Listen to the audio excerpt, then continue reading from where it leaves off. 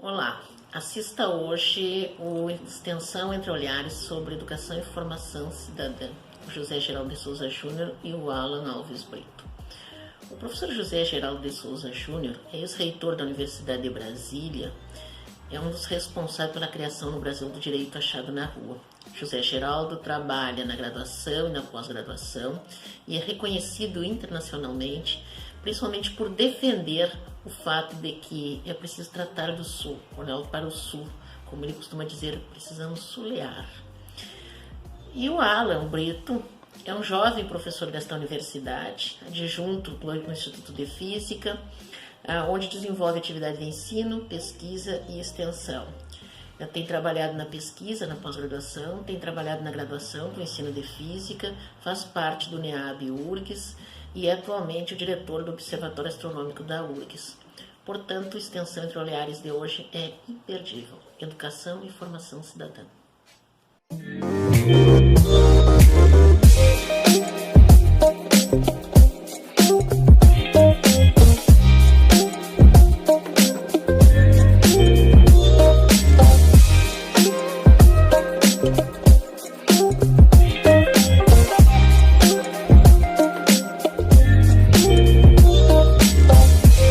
Fico muito feliz de poder estar dividindo a mesa com o professor Alan e participar dessa experiência de um salão, desta vez virtual, né, que, de certo modo, por conta da pandemia, acaba transformando esse espaço midiático que tende a ser um espaço de esvaziamento de subjetividade, né, porque é remoto e por isso, às vezes, como diz o Boaventura de Souza Santos, se constitui numa comunidade de solidão, né?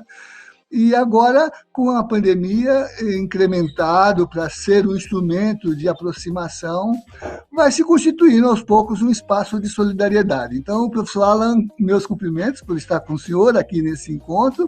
Somos universidades recentes na história universitária, né? Enquanto no Ocidente elas já são milenares, as nossas são do século XX, né? São modernas e, portanto, já incrementadas no sentido de que, do campo universitário, a extensão se tornou um fator relevante para o afazer universitário, sobretudo depois dos programas da reforma de Córdoba, na Argentina, né, que trouxe essa tese da extensão como um dos fundamentos da função universitária, né? Que coloca a universidade no contato direto com o social, tira da Torre de Marfim, né? Daquele lugar de exclusão, de iniciados, de elites de pensamento, né? E faz com que a universidade se aproxime do social. No caso, por exemplo, da minha universidade, que talvez seja das mais novas, né? No contexto das grandes instituições que foram criadas. O professor Elgio Trindade, que foi reitor aí, trabalha os paradigmas no Brasil de universidades e coloca a UNB como uma das referências daquilo que, com Darcy Ribeiro, se chamou de universidade necessária, exatamente porque ela combina aquela dimensão da tradição acadêmica, que é o pensamento consolidado e no seu ponto mais elevado de sistematização, mas também o compromisso com o social, a relevância da função universitária como instrumento de busca de solução para os problemas da sociedade, para os problemas do povo, né?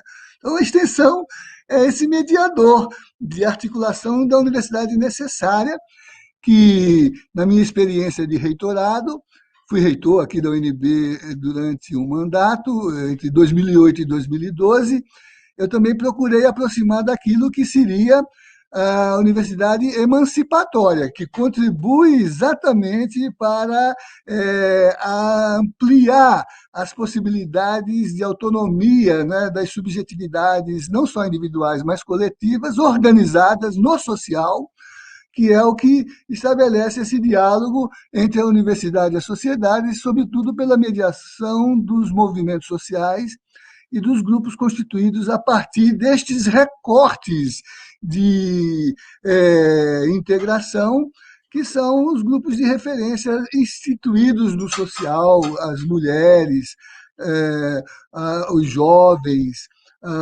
os segmentos, em suma, né, que congregam, como vocês dizem na chamada, os marcadores de gênero, classe, raça, sexualidade, né, que tem a ver com a conjuntura de decolonialidade de nossa cultura, né, e que, por conseguinte, marca um horizonte de luta por direitos e luta por cidadania. Então, a extensão não é só uma comunicação, como queria o Paulo Freire, mas é também um mediador para a autonomia dos sujeitos e para criar as condições de uma emancipação no social, de tal modo que a extensão é uma dimensão valiosa da educação, como educação para a cidadania e para a qualificação dos sujeitos sociais que se afirmam na sociedade, né? Que é um pouco, depois vou voltar a isso, o que está presente num dos trabalhos de extensão que eu organizo aqui na minha universidade, que é o projeto O Direito Achado na Rua, exatamente uma síntese dessa dimensão da educação humanista e emancipadora, que é o balizamento da nossa conversa de hoje, né? Estou muito curioso em ver como é que no campo da física isso se faz, né?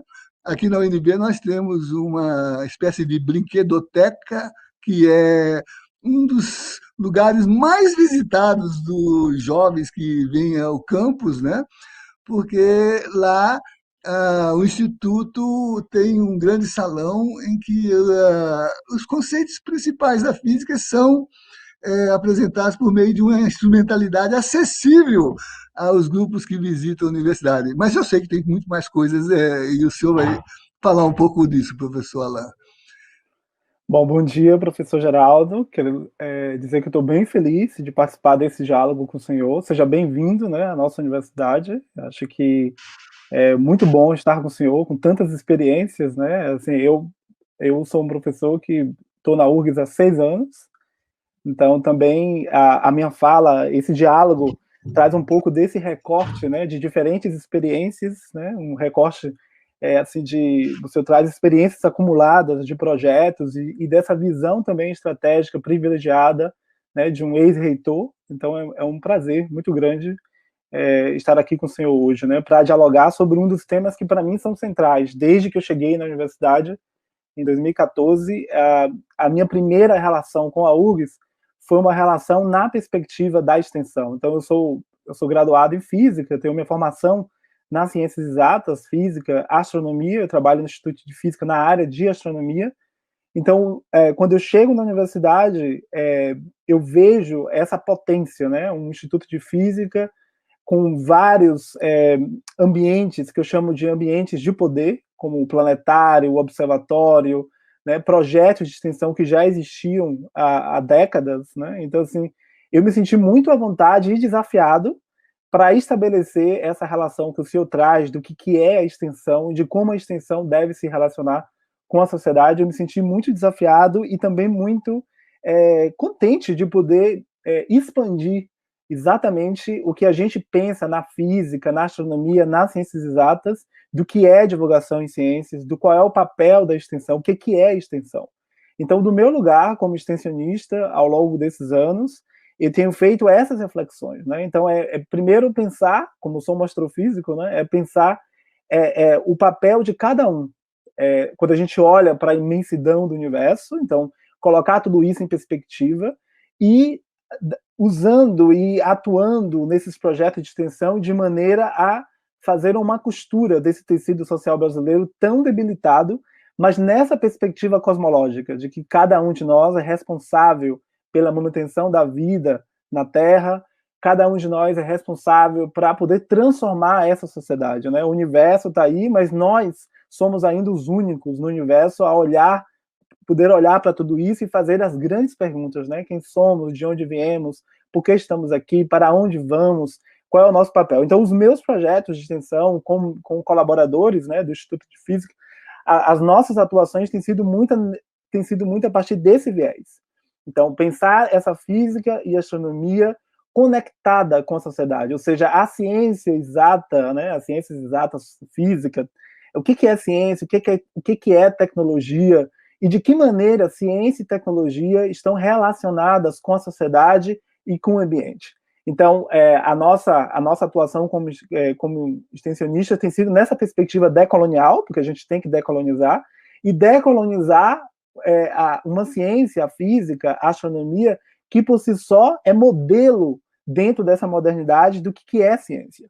Então, isso significa olhar para o lado e perceber esses outros corpos, né? Os corpos das mulheres, os corpos das pessoas negras, os corpos de LGBTs, de pobres, de pessoas que historicamente foram excluídas desse lugar, né? Desse lugar de poder, desse lugar de disputa, porque o conhecimento também é um lugar, né, de disputa, de tensionamento o tempo inteiro.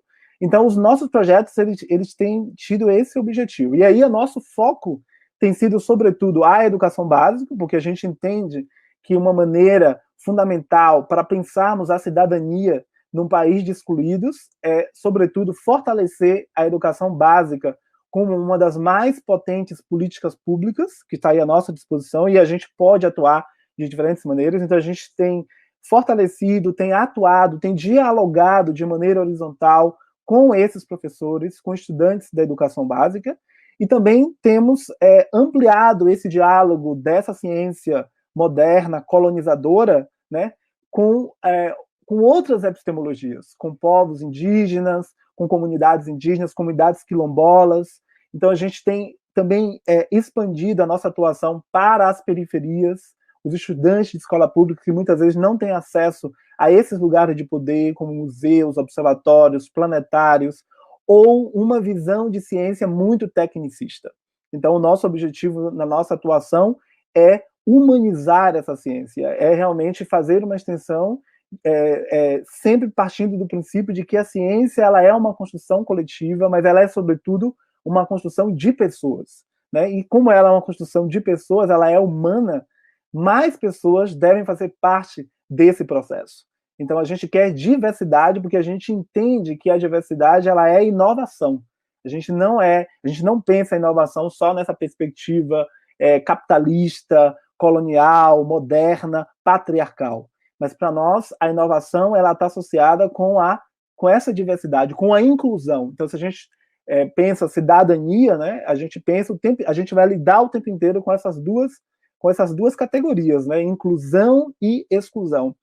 E aí, qual é a pergunta fundamental? Qual é o papel da universidade nisso tudo? De que maneira nós, na universidade, como professores, pesquisadores, que temos a possibilidade de integrar a extensão com a graduação, com a pós-graduação, porque para nós também esses trabalhos todos, eles estão numa simbiose, não há como categorizar, não há como hierarquizar extensão, ensino e pesquisa. Essas três coisas, elas de fato estão atuando de maneira conjunta. Então, essa seria a minha visão do fazer extensionista, né? Desde que eu cheguei na universidade em 2014, e tem sido essa a nossa perspectiva. E aqui estamos dois professores extensionistas, mas que têm seu compromisso com as demais dimensões do afazer universitário, né? Na graduação, no ensino, na pesquisa, na pós-graduação, né?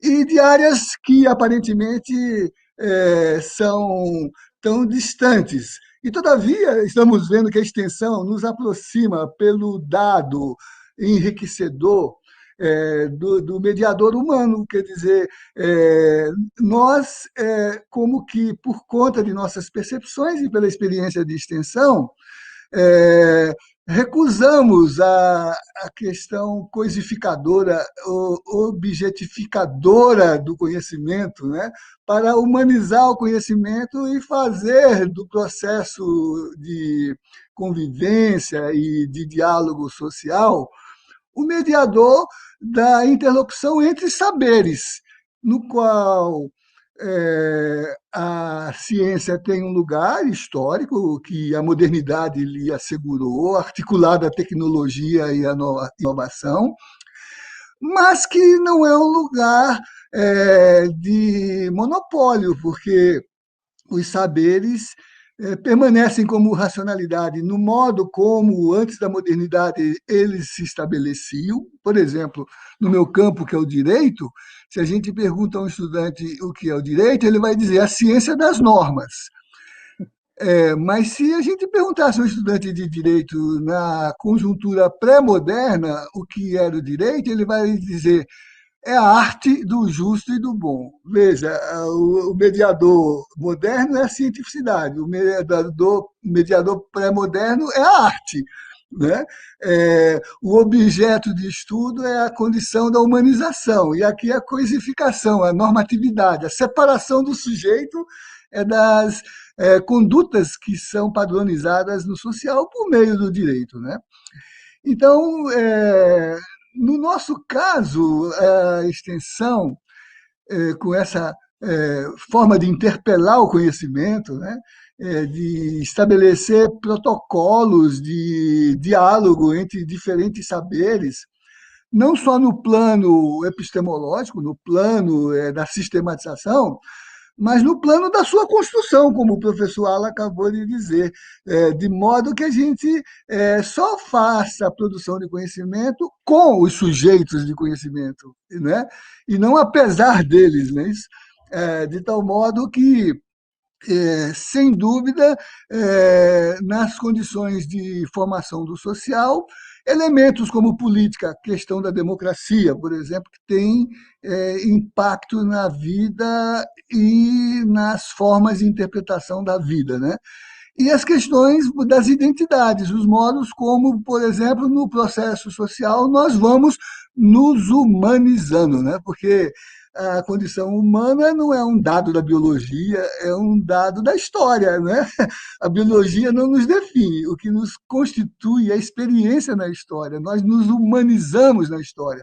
E, portanto, a extensão é uma forma de construir essa possibilidade humanizadora da nossa experiência histórica. E isso só pode ser feito em diálogo, mas também em diálogo em contexto, e em contextos em que, às vezes, né, o emergido humano é contido, por exemplo, nos autoritarismos, nas ditaduras, né? E, portanto, a condição democrática é um requisito para a extensão, realizar esse objetivo, porque tem que vencer os limitadores da humanização, né? E olha que nas ditaduras esses limitadores são dramáticos, eles se expressam na tortura, eles se expressam na censura, eles se expressam no banimento das pessoas da universidade e do país, eles se expressam na violência, às vezes no assassinato político. Né?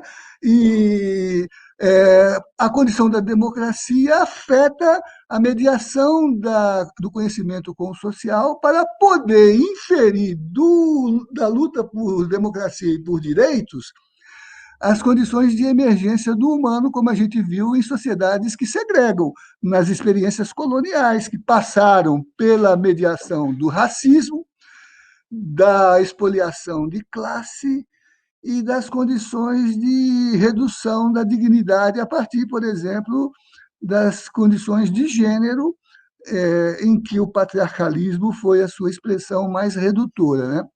Então, eu diria que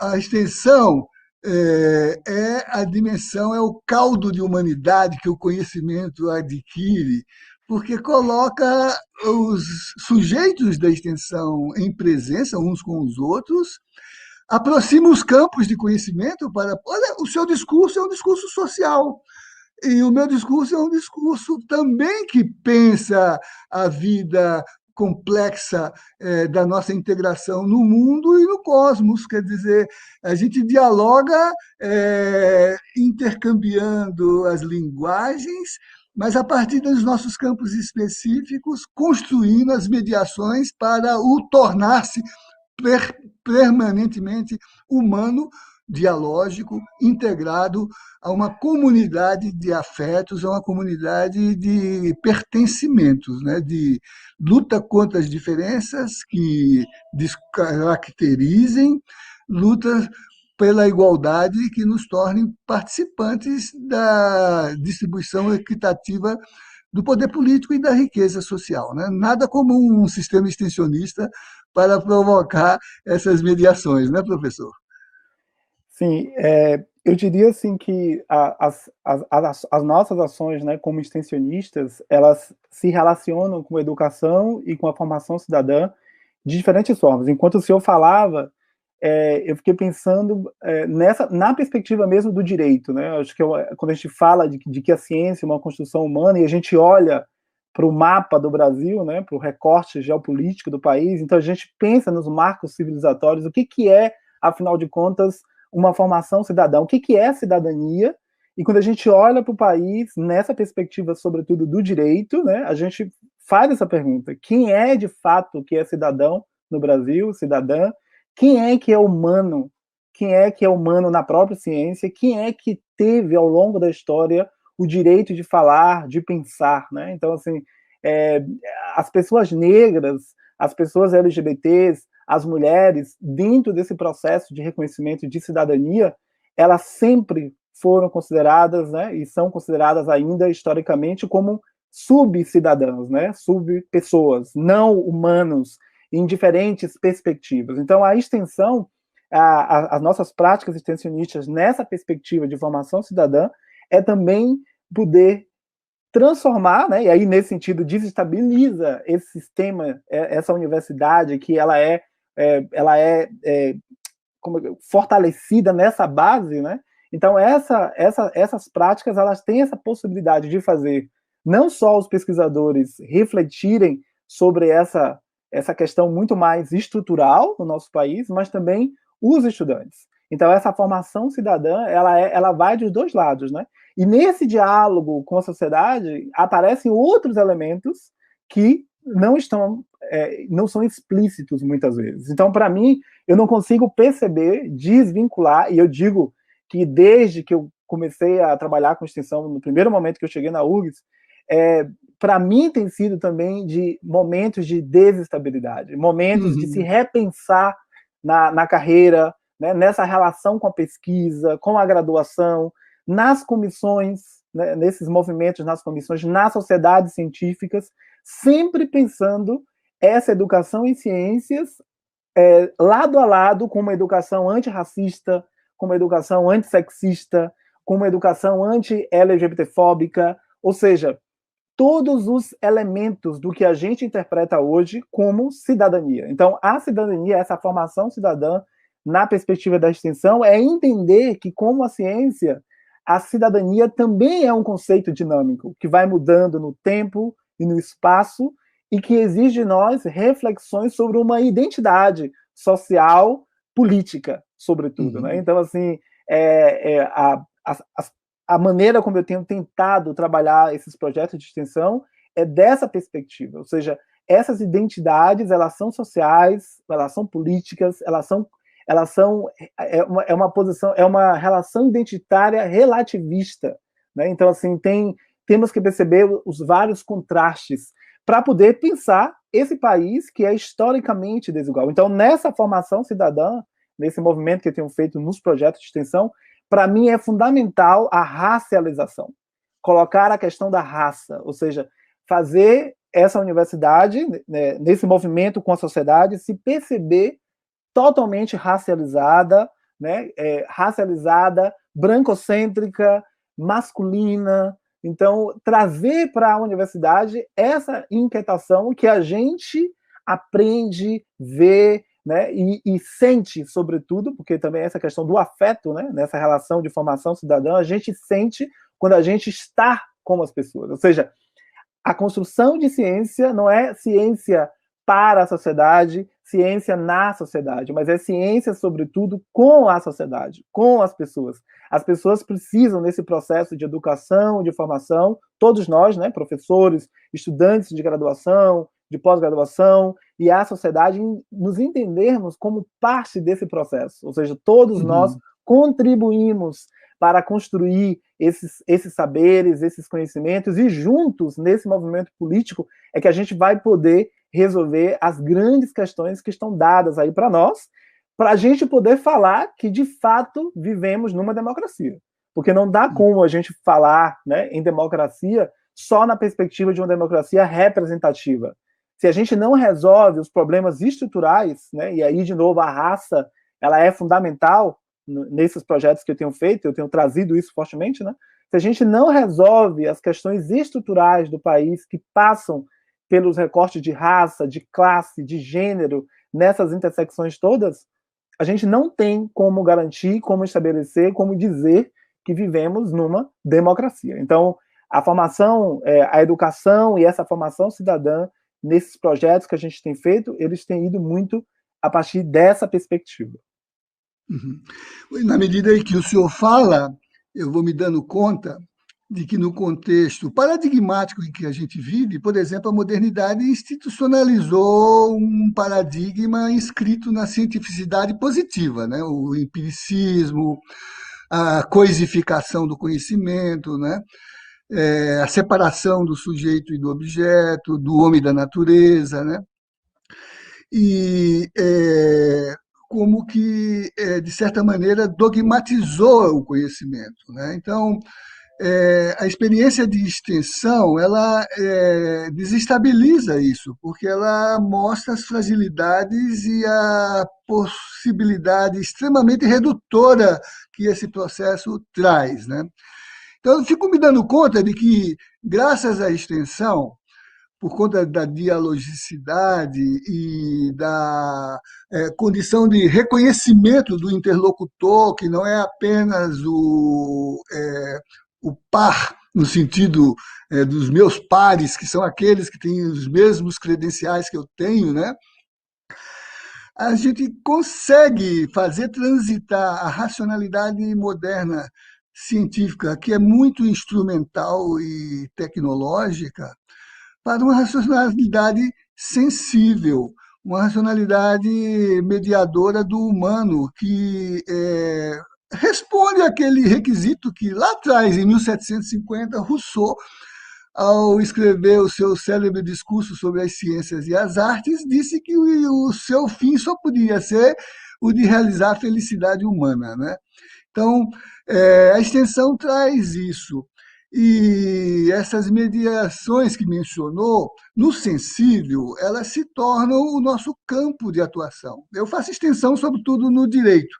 Mas, como fui reitor, fiz extensão, sobretudo, no campo amplo da institucionalidade.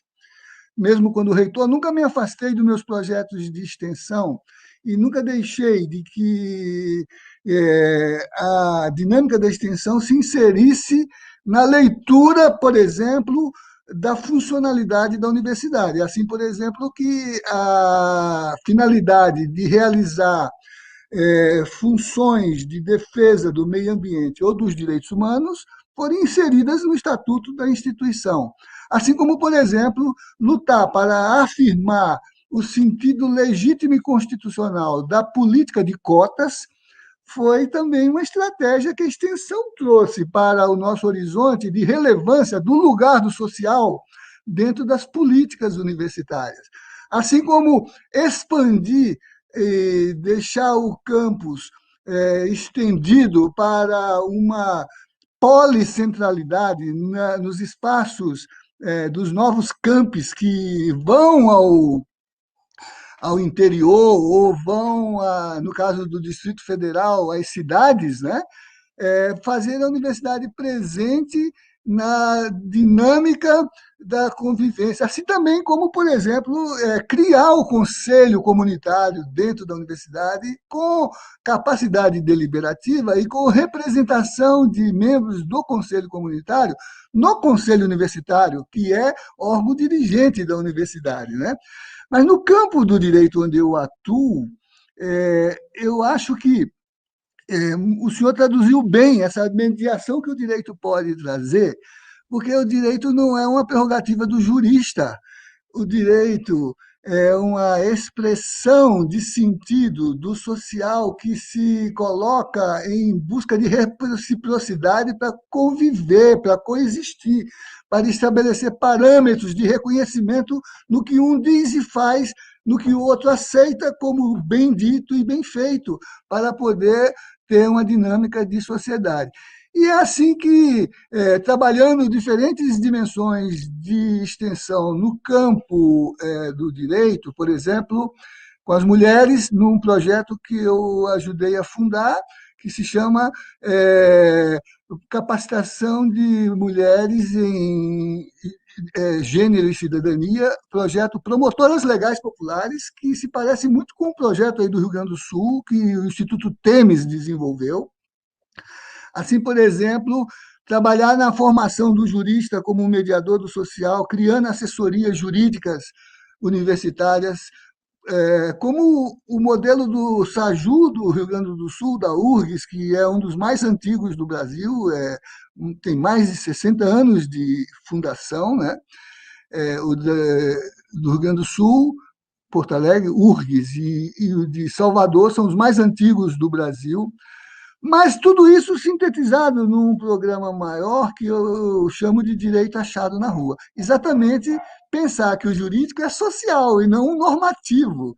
Ele é uma dimensão da capacidade de se constituírem sujeitos no âmbito da articulação dos movimentos sociais que reivindicam a autonomia, auto a si próprio, nomos, direito em grego, né? Que se dão a si próprios os direitos. Então, esse projeto já tem 30 anos, fizemos um grande evento agora para marcar os 30 anos, ele dialoga com todas essas dimensões de identidades a que se referiu, direito das mulheres, direitos indígenas, direitos camponeses, direitos LGBT, direitos racializados, né? E já estamos com 10 volumes editados, cada um com esse recorte, e ele trabalha 3 dimensões articuladoras da nossa inteligibilidade do social e do epistemológico. Criar e constituir as representações do espaço onde atuamos, daí a metáfora da rua, não é isso? A rua como lugar de sociabilidade, a rua da reivindicação social, a rua, como diz o ensaísta Marshall Berman, onde a multidão se transforma em povo, né, ao reivindicar cidadania, dignidade, justiça, direitos, constituir a dimensão da sociabilidade reconhecida dos movimentos no espaço público da formação de opinião. Trabalhamos o reconhecimento dos sujeitos, trabalhar para legitimar suas práticas, contrariando as tentações autoritárias de criminalização das suas práticas, como agora estamos assistindo, quando se tenta inserir as práticas de reivindicação e de protesto em criminalização, inclusive de tipo terrorista, né? E estudar e integrar ao acervo do conhecimento as categorias que o social constitui, que são direito ainda que não estejam legisladas, e mesmo quando, enquanto legítimas, se colocam contra o legislado, para fazer prevalecê-las, como, por exemplo, o direito de morar, a função social da propriedade, o reconhecimento das identidades que se emancipam e que se deslocam do campo do direito penal para o campo constitucional e o campo da política, né? E, nesse processo, dialogar com o resto da universidade para que a extensão se inculture nos âmbitos acadêmicos para ali se transformar em matéria da mudança curricular e da curricularização dos seus próprios achados. Por isso o direito achado na rua, quer dizer, entra e hoje é disciplina, hoje é linha de pesquisa, hoje é referência para a produção de teses, de dissertações, de monografias, sem jamais cindir a articulação daquela indissociabilidade que nós construímos como padrão cultural, né? Como é que faz isso na física, professor?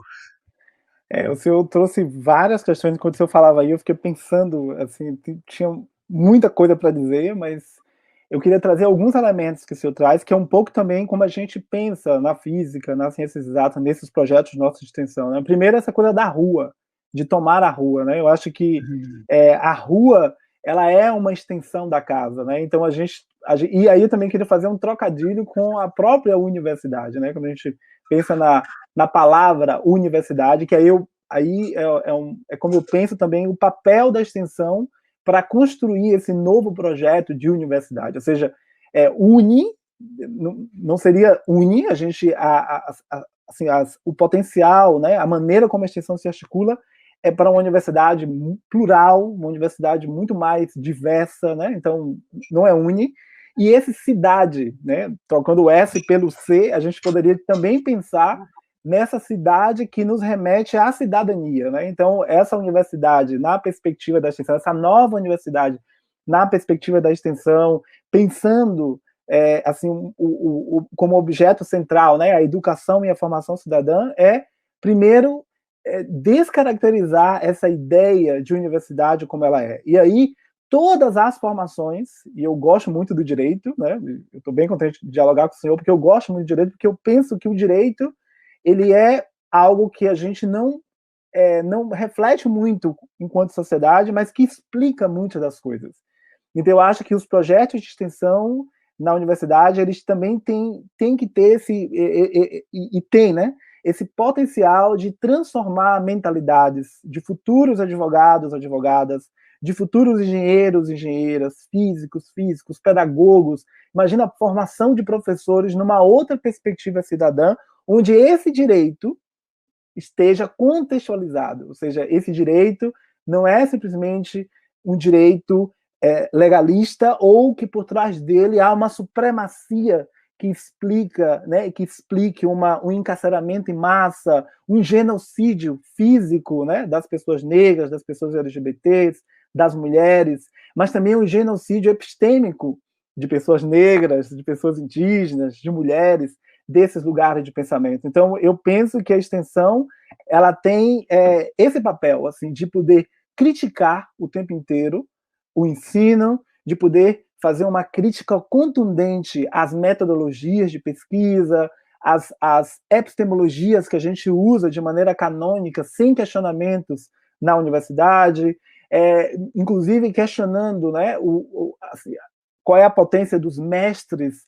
né, das mestras, das lideranças quilombolas, né, de que maneira esse conhecimento pode ser agregado à universidade nessa transformação e nessa reflexão contínua do que é conhecer, do que é saber, né, quem é que detém esse conhecimento, para a gente poder repensar essa relação mesmo com a tecnologia e, nesse momento todo que a gente está vivendo de pandemia, perceber que projeto foi esse de universidade, de ciência que a gente criou e que, de certa maneira, né, estamos agora no meio de tudo isso e temos que construir uma outra realidade, né? E essa outra realidade, ela não pode ser uma realidade só no mundo dos sonhos, né? Então, a extensão nessa formação cidadã, ela mostra para a gente o tempo inteiro de que nós precisamos, de que qual é o projeto de país que a gente precisa construir para, né, poder dizermos que, de fato, vivemos um novo tempo, um novo momento, né? Então, a extensão ela é como base, né, desse projeto, dessa formação cidadã, ela tem esse papel assim, de nos direcionar o tempo inteiro para as grandes questões, né, para as políticas públicas, para nos regular a nossa atenção, o nosso olhar, a nossa sensibilidade, de maneira crítica, de maneira sensível, racional, mas o tempo inteiro pensando no outro, né? Porque eu acho também que essa universidade, essa maneira de pensar a ciência, né, e os conhecimentos, construída nessa base moderna, ela separa, ela desassocia o tempo inteiro o sujeito do objeto. E o objeto é sempre o outro, né? O negro, a mulher, as pessoas LGBTs, e a extensão, de novo, ela consegue unir essas duas coisas, né? O sujeito e o objeto estão parte da mesma coisa, não temos como separar a humanidade de natureza e as outras humanidades que não são consideradas como pessoas, como humanos, precisam ser integradas. Então, para mim, essa universidade, esse novo projeto de universidade que a extensão nos coloca, é nessa perspectiva. A gente precisa ensinar de um outro jeito, a gente precisa trazer outras maneiras de pensar, né? A gente precisa entender como vivem as comunidades indígenas, como vivem as comunidades quilombolas, valorizar o tipo de conhecimento que lá é produzido nesses lugares, né? Entender que essas pessoas têm muito a contribuir para essa construção de universidade. Então, a universidade ela não pode ser o que está sendo nesse modelo predominantemente brancocêntrico, masculino. A gente tem que questionar de todas as formas essa naturalização, né, dessa estrutura que está dada. E na universidade, nesse momento, da maneira como ela tem sido construída, eu não vejo um outro lugar que não seja o lugar da extensão, nessa perspectiva da formação cidadã. E ela tem feito isso e tem intencionado. Então, agora mesmo, nós estamos vivendo todo o processo de curricularização da extensão. Então, você me pergunta como é que é na física. Na física é complexo, porque imagina, pensar a curricularização da extensão nas ciências exatas, olhando para esse país. Então, engenheiros, físicos, mas como é que eu posso discutir questões ético-raciais na física? Como é que eu posso discutir questões ético-raciais de gênero na engenharia? Né? Então, mas aí as pessoas não pensam como é que a engenharia se articula com o dia a dia, como é que vivem as pessoas, como as pessoas nascem, vivem e morrem no Brasil, como é que as pessoas negras, por exemplo, vivem nas cidades, como é que a cidade de Porto Alegre ou a cidade de Brasília, como é que elas se organizam racialmente, né, socialmente. Então, não são questões para engenheiros, não são questões para advogados, advogadas, para professores, são questões para todos nós. Então, para mim, a extensão ela tem que assim, continuar nesse tensionamento para que a gente consiga internamente fazer essas reflexões. Eu acho que a gente ainda, de maneira geral, a gente ainda está longe desse passo de fazer essas reflexões, de entender de que a gente precisa dar um outro passo, que é a parte das ações mesmo, né? Das ações desse movimento forte, político. E que isso não seja assim, uma questão individualizada do professor Alan, do professor José Geraldo, né? Do DEDES, ou de colegas nossos, mas que seja parte da instituição, que seja realmente... a gente precisa sair um pouco da subjetividade e ir para a institucionalidade para mudar as estruturas. Então, eu gostaria de ver isso. E eu acho que, e tenho certeza que é a extensão que tem esse papel fundamental de trazer essa outra perspectiva que passa pela formação de cidadania, né, para essa estrutura tão assim, tão construída historicamente de maneira complexa. Então, eu acho que é isso. Eu acho que, nesse momento, a gente tem que seguir nesse processo mesmo de tensionamento, né? E o tempo inteiro fazendo essas reflexões, né? Fazendo as pessoas perceberem. O que para nós agora até que, eu diria que é até mais tranquilo, no sentido de que hoje nós temos mais pessoas, a gente tem mais negros na universidade, a gente tem ainda muito baixo número de professores, mas nós já temos alguns professores negros, temos colegas, servidores negros, mulheres, que estão questionando, que estão tensionando, que estão exigindo novas maneiras de se pensar e de se representar. Então, eu acho que a extensão ela é um pouco esse tecido de tudo isso. Ela traz isso para a gente fortemente, e para mim isso é o novo. Para mim isso é transformador, é libertador. Por isso que eu digo que a extensão, pessoalmente, ela me transforma. Ela me faz olhar para esse conhecimento, para essa formação que eu tive ao longo da minha vida, de um outro jeito. E ela me coloca essa responsabilidade de poder ser a chave dessas portas que estão fechadas. Né? Então, eu acho que é um pouco disso, assim como eu vejo, nesse diálogo constante, né, com a sociedade. Né? E é isso. Acho que é importante a gente ainda percorrer um pouco dessa preocupação de um lado, pensar como é que se institucionaliza. Acho que a sua última fala já mostrou isso, a importância de institucionalizar esse sistema, né?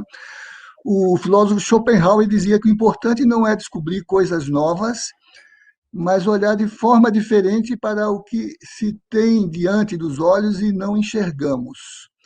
Eu acho que a extensão é um pouco essa metodologia de revelar, no que parecia ser ausência, né, a presença de algo que nos interpela, como mostrou a partir dessa condição de nossa sociabilidade marcada por exclusões e por lutas por emancipação, por autonomia, né, por esses marcadores da expoliação de classe, da questão racial, né, da questão de gênero, né, e se configurar como um recorte de conhecimento sobre uma realidade que está fora dos manuais, está fora dos cânones, está fora da estrutura curricular, né? E isso passa por todas as dimensões da arquitetura. Imagine confinar indígenas em salas fechadas, quando a natureza é o seu livro de estudo, né? Imagine, por exemplo, imprimir na mentalidade do afro-americano, afro-brasileiro, a leitura de um processo civilizatório que é branco, que é europeu, que é cristão, não é isso? E desestruturar a sua leitura cosmológica da religiosidade plural, da religiosidade horizontal do ponto de vista das divindades que cultuam, ou mesmo da oralidade, que não tem nada a ver com os manuais, né? Com as Bíblias, com os Torás. Né? Isso, imagine o espaço acadêmico, todo ele de hierarquia, né? Que, como lembrava Rubem Alves, né? Recebe um espírito aberto que quer se a, a, a, dispor ao conhecimento, e ele, tomando como referência a lenda do Pinóquio, dizia que, diferentemente da experiência que pela escola transformou o boneco de pau numa criança, a gente recebe uma criança e acaba transformando a criança num boneco de pau, né? Quer dizer, o que confinado a um recorte de conhecimento que não é que seja o único conhecimento, é o único que é visto. A extensão nos ajuda a ver o que está ausente da nossa percepção cognitiva e trazer novas dimensões da inteligibilidade do real que se transforma, né? Por isso que também no ideário da paideia, né, toda a ideia da pedagogia na formação humana que vem no Ocidente desde os gregos, né, no Oriente é muito mais antigo, né,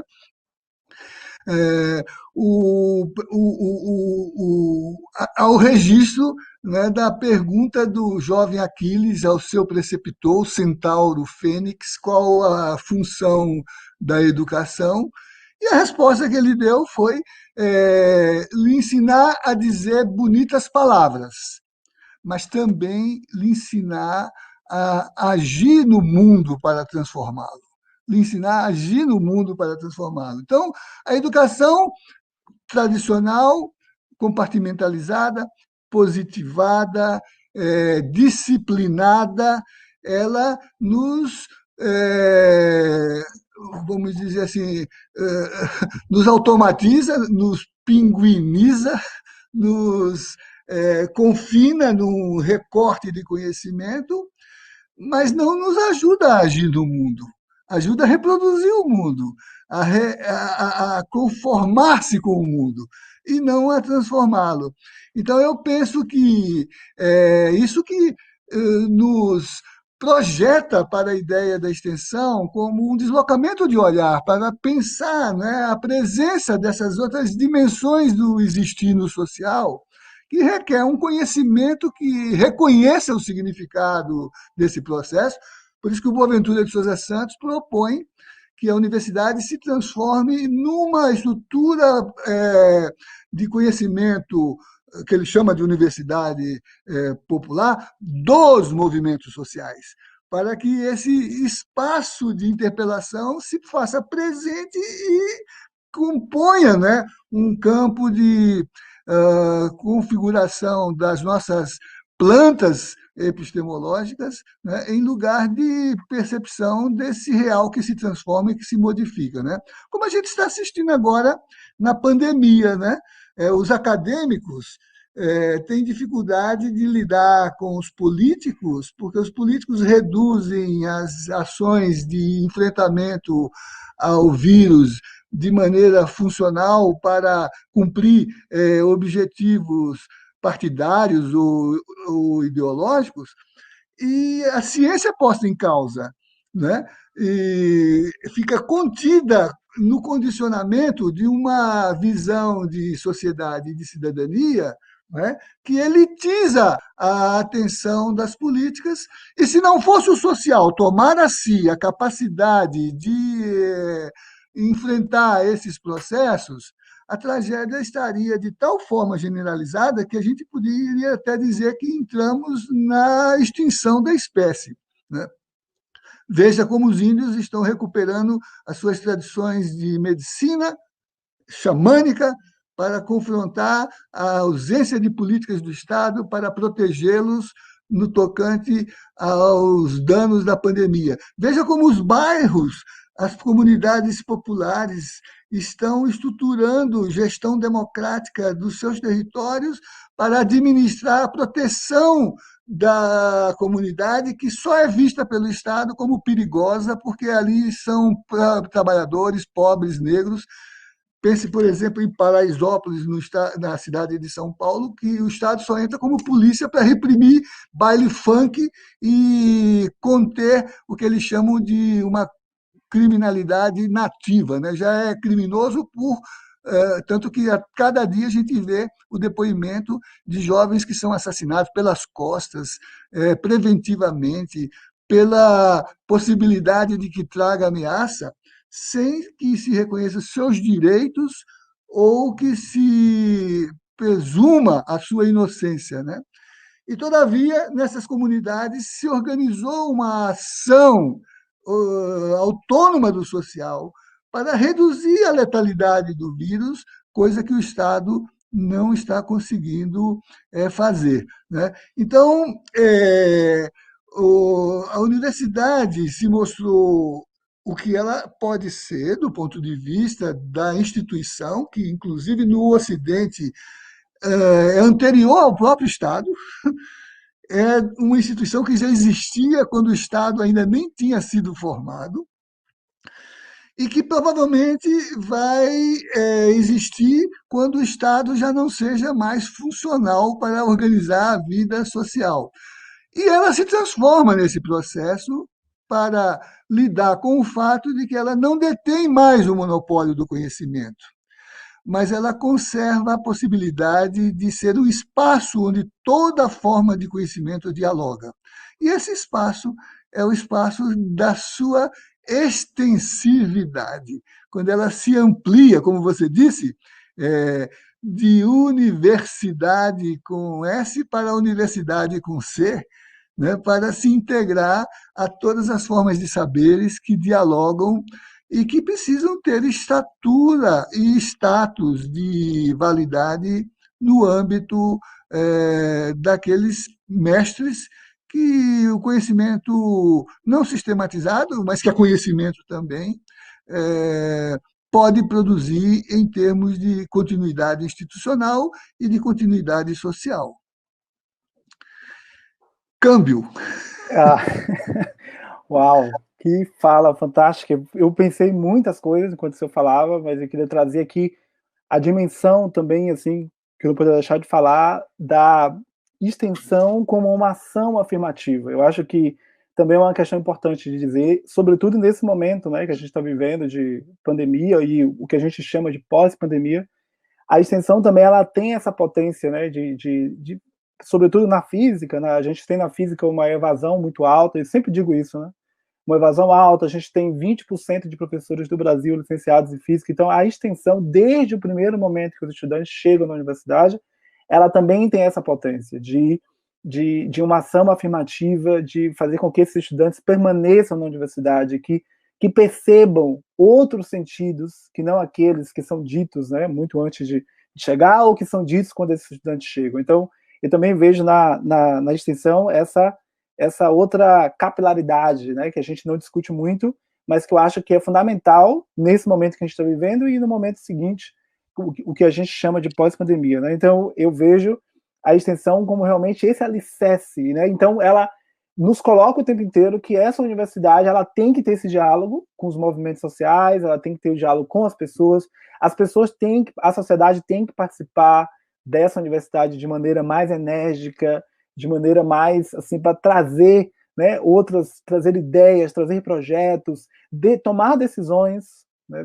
A gente toma várias decisões na universidade, muitas vezes sem a participação da sociedade. Eu acho importante que a sociedade também participe desses movimentos. Então, e aí, nesse momento de pandemia, a gente vê o quanto a nossa cidadania ela é frágil, né? Eu acho que a pandemia ela está se escancarando para quem ainda não tinha conseguido ver, ou para quem não quis ver a vida inteira, ela escancara a fragilidade desse tecido social brasileiro, ou seja, ela mostra, né, como estamos vulneráveis, mas que graças a políticas públicas, seja ela uma política pública voltada para a saúde, para a ciência, para a educação pública, para a ciência, para a universidade pública, né, nessa valorização da ciência, da extensão, ela também mostra isso para a gente, o quanto foi bom e está sendo para nós essa manutenção, né? Então eu acho que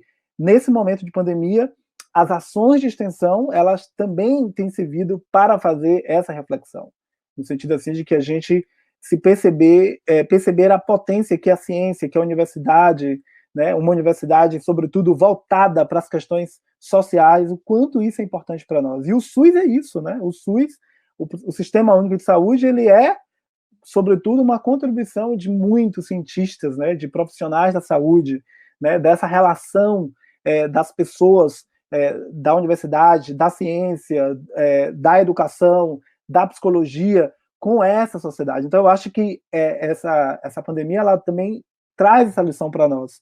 E agora, mais do que nunca, a gente precisa reconstruir também essa narrativa. A gente precisa perceber que esse pós-pandemia, ou seja lá o que a gente imagina que seja, tem que ser uma outra realidade. A gente não pode ir para o mesmo lugar. Então, o pós-pandemia, para mim, ele só faz sentido se for nessa perspectiva. Realmente assim, ó, escancarou a nossa fragilidade. E agora, o que nós vamos fazer para transformar, de fato, essa realidade que está aí, que já sabemos que é estrutural.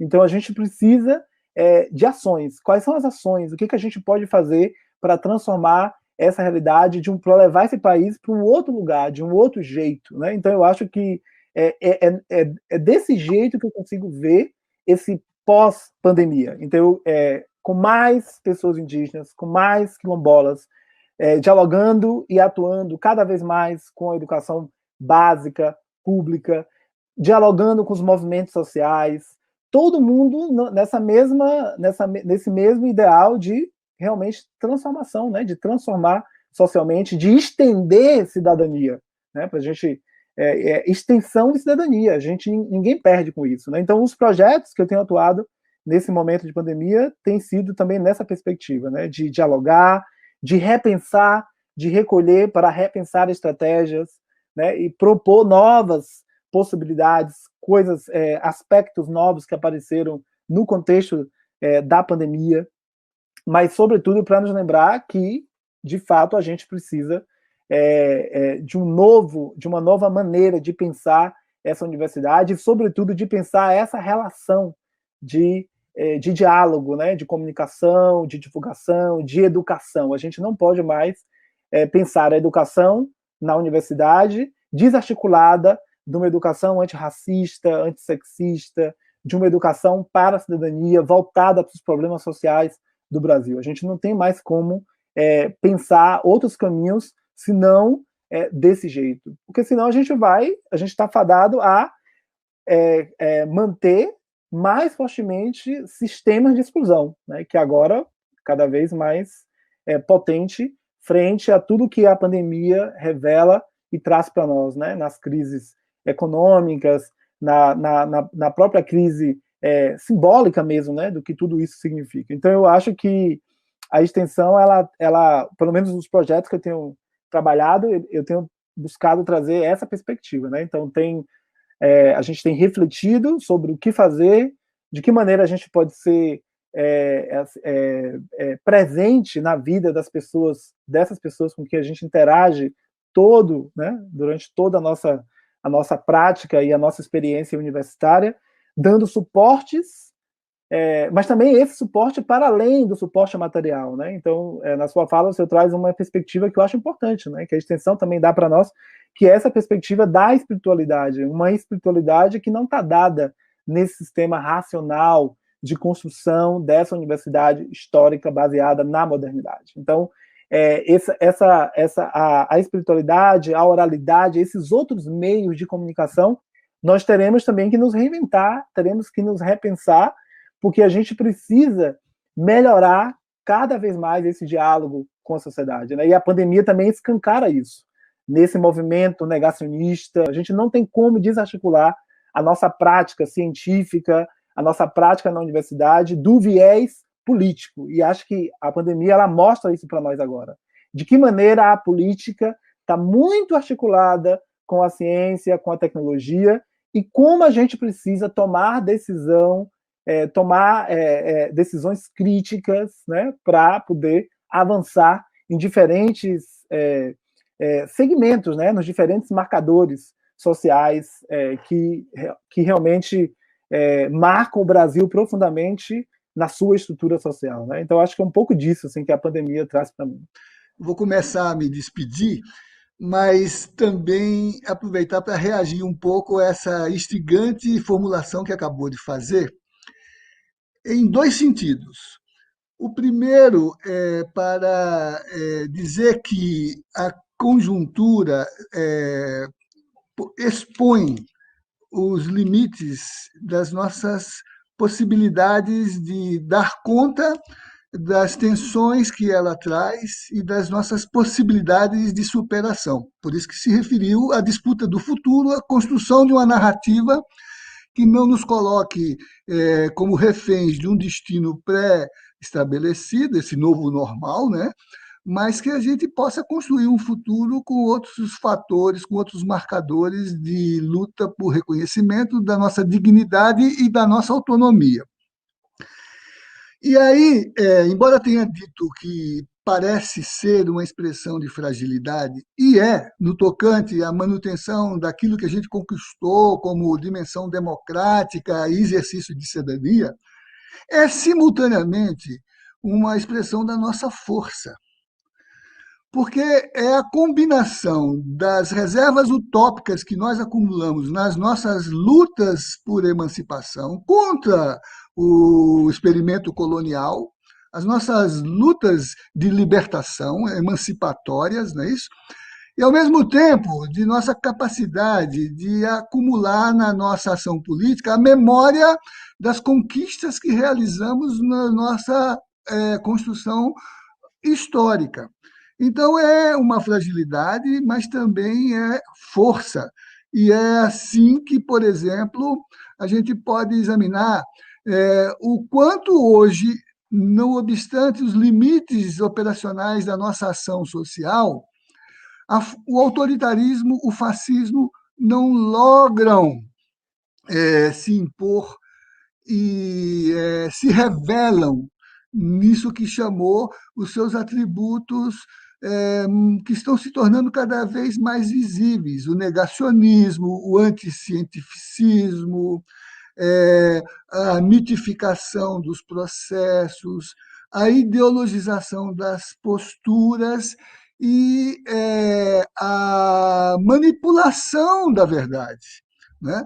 E aí a gente vê a nossa capacidade, por exemplo, de preservar o espaço da universidade. Veja que ela foi alvo de grandes enfrentamentos e, sobretudo, nos seus núcleos de atuação extensionistas, porque ali se viu a pujança de um pensamento crítico e de um pensamento interpelante, e o fascismo tentou inibir isso de várias formas, e a universidade foi defendida no seu duplo valor na contemporaneidade. O valor social que ela tem e não de mercado, ela resiste à privatização, se confronta com o futuro e se desestabiliza as tentativas de ocupação do ministério. Os ministros que vêm com essa visão negacionista, com essa visão é, de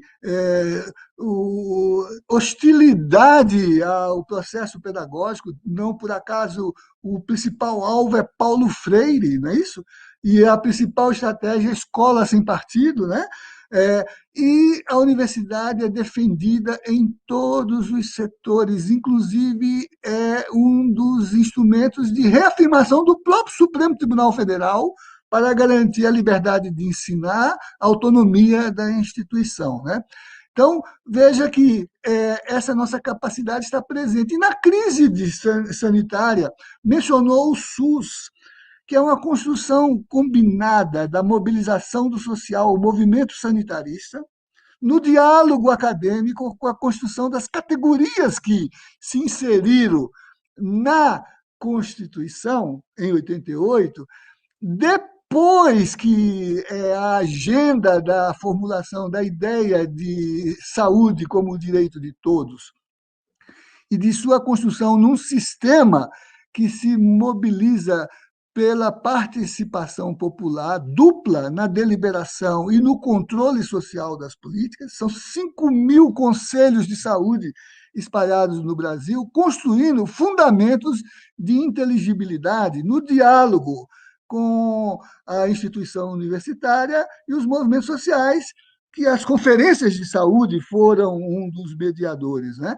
E aí veja como o SUS salvou o povo da pandemia, como o SUS, que foi objeto da ação desse governo de privatizar tudo, defendeu a dimensão social da saúde, né? E até ministros que eram contra o SUS foram obrigados a defendê-lo, vestir o seu colete e precisou militarizar a ação, porque, do ponto de vista da civilidade, nem os conservadores se rendem ao argumento da saúde como mercadoria, como coisa.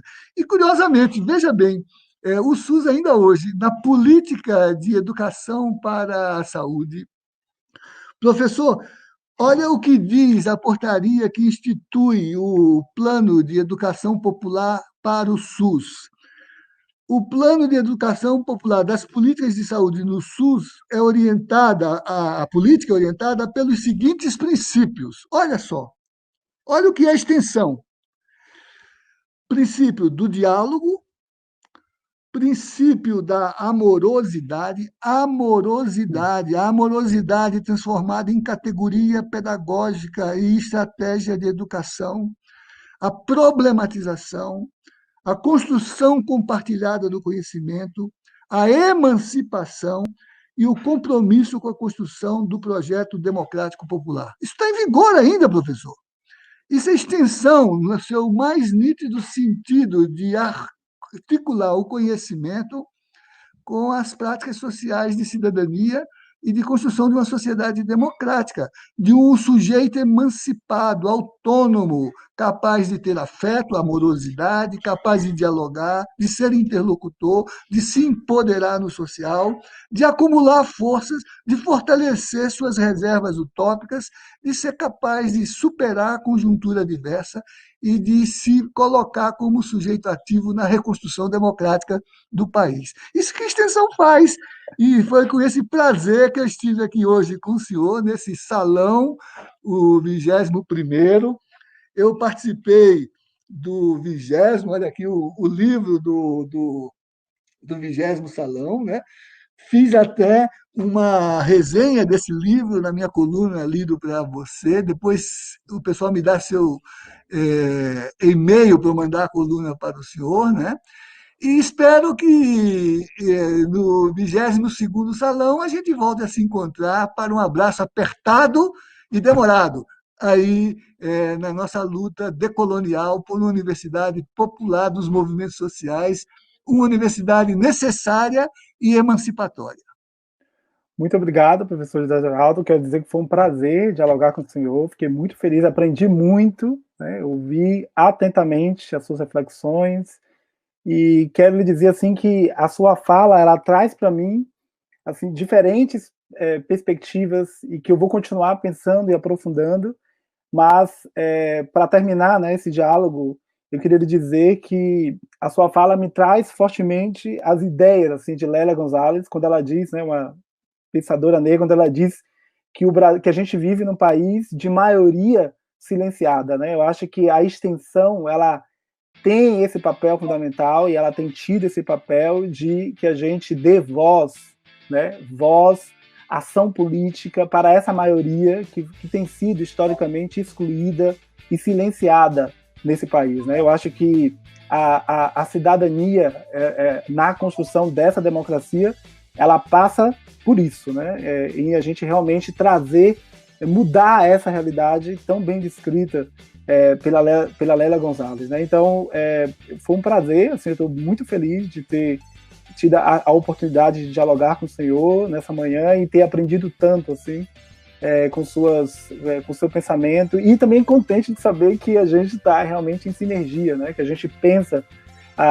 essa potencialidade da extensão, né? E eu acho que a extensão ela vai continuar exercendo esse papel fundamental na universidade, agora e depois, e tenho certeza que com esses novos movimentos que a gente está assistindo, né, no que concerne à extensão, a universidade vai se enriquecer muito mais, assim, e logo, logo, mais pessoas, mais colegas vão perceber o quão, assim, revolucionário será, por exemplo, o processo de curricularização da extensão, sobretudo no nosso contexto, né, do Rio Grande do Sul, que tem a sua história marcada de maneira violenta, como o resto do país, no que concerne à extensão de cidadania, né? Então, assim, eu fico muito feliz, muito obrigado pelo diálogo e foi um prazer estar aqui com o senhor hoje.